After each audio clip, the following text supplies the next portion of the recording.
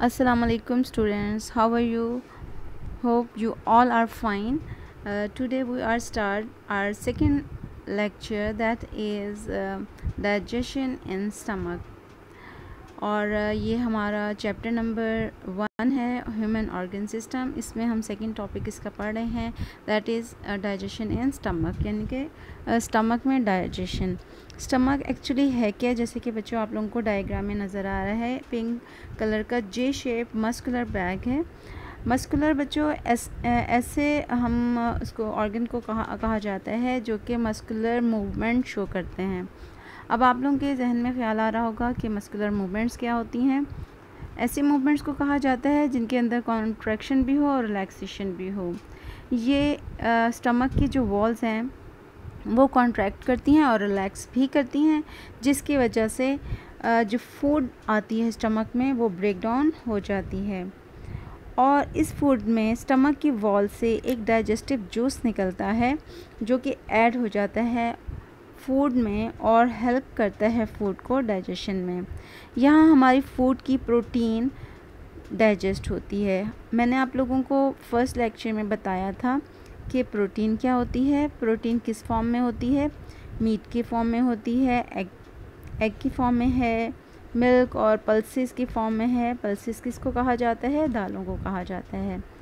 Food यहाँ कुछ देर के लिए ठहरती है और उसके बाद इस जो है इस फूड में से एक स्टमक में मौजूद डाइजेस्टिव जूस जो होता है उसमें एक एसिड भी होता है जो कि किल करता है हमारी फूड में मौजूद तमाम जर्म्स को, ठीक है। और इस तरह से स्टमक के अंदर डाइजेशन टेक्स प्लेस हो जाती है। Then food leaves from the stomach and enter into the small intestine। और जैसे ही फूड स्मॉल इंटेस्टाइन में एंटर होती है, यहाँ 3 ऑर्गन मौजूद हैं जैसे कि आपको डायग्राम में भी नज़र आ रहा है। One is liver, second is green colour में जो है that is gall bladder, and leaf like structure जो येलो कलर में है दिस इज़ पैंक्रियाज। ये तीनों ऑर्गन अपनी सेक्रेशंस जो हैं वो सेक्रेट करते हैं और ये ऐड कर देते हैं स्मॉल इंटेस्टाइन में। इस तरह से जैसे ही फूड स्टमक से स्मॉल इंटेस्टाइन में पहुंचती है, रिमेनिंग प्रोटीन, कार्बोहाइड्रेट्स, फैट्स, जितनी भी चीज़ें रह जाती हैं हमारी फूड की डाइजेस्ट होने से, वो मज़ीद डाइजेस्ट हो जाती है with the help of secretion secreted by liver, second is gallbladder and pancreas.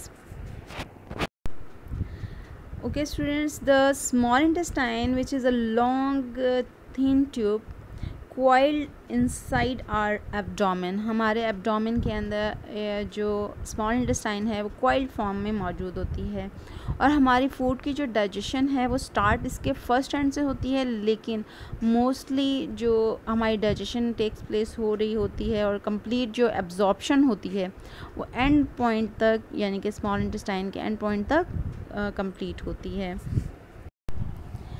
And the inner surface of the small intestine has many finger-like structure which is called villi, and the digested food is then passed into the blood with the help of these wall of the villi। यानी कि जो हमारी digested food है वो सारी की सारी small intestine में एब्जॉर्ब हो रही है। और कहाँ से जा रही है? क्योंकि स्मॉल इंटेस्टाइन में फिंगर लाइक स्ट्रक्चर होता है, फिंगर की तरह के लंबी सी जो है वो स्ट्रक्चर बने हुए होते हैं इसकी इंटरनल वॉल में। किसकी इंटरनल वॉल में? स्मॉल इंटेस्टाइन की। और फिर जब फूड है इन विलाई में एंटर होती है, यानी कि डाइजेस्टेड फूड एंटर हो जाती है, और विलाई के अंदर बहुत सारे जो है वो कैपिलरीज़, ब्लड कैपिलरीज़ मौजूद होती हैं और उनमें ब्लड फ्लो कर रहा होता है। इस तरह से हमारी डाइजेस्टेड फूड जो है वो ब्लड के अंदर शामिल हो जाती है। Then the last portion after the small intestine, there is start large intestine. The undigested part of our food passes into the large intestine. Here the undigested food has a large amount of water. The main यानी कि अभी हमारे food में बहुत सारा पानी मौजूद होता है जिसको एब्ज़ॉर्ब करने का काम लार्ज इंटेस्टाइन का है. यानी कि मेन फंक्शन क्या है लार्ज इंटेस्टाइन का? To absorb the water from our food, from our undigested food.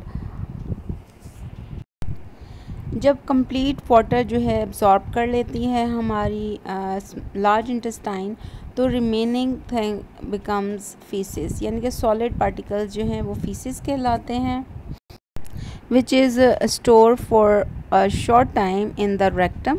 यानी कि रेक्टम एक पार्ट का नाम है जहाँ के अनडाइजेस्टेड फूड जो है वो कुछ देर के लिए स्टोर होती है. उसके बाद this undigested food is in the form of the faeces जो है वो पास कर दी जाती है outside the body through the anus.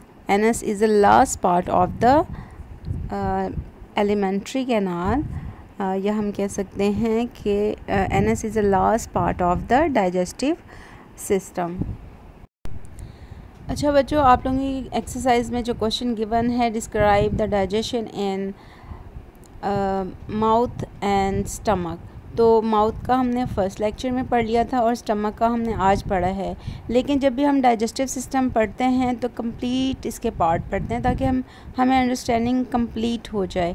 ठीक है, तो आप 7th क्लास का क्योंकि लेवल छोटा है इसलिए आप लोग मार्क करोगे digestion in mouth and digestion in stomach just for this question. Okay बच्चों, अल्लाह हाफिज़. इंशाल्लाह मिलेंगे नेक्स्ट लेक्चर के साथ. और इस चैनल को सब्सक्राइब करना मत भूलिएगा. यानी कि ITS को ज़रूर सब्सक्राइब करें और ज़्यादा से ज़्यादा लाइक करें. Thank you.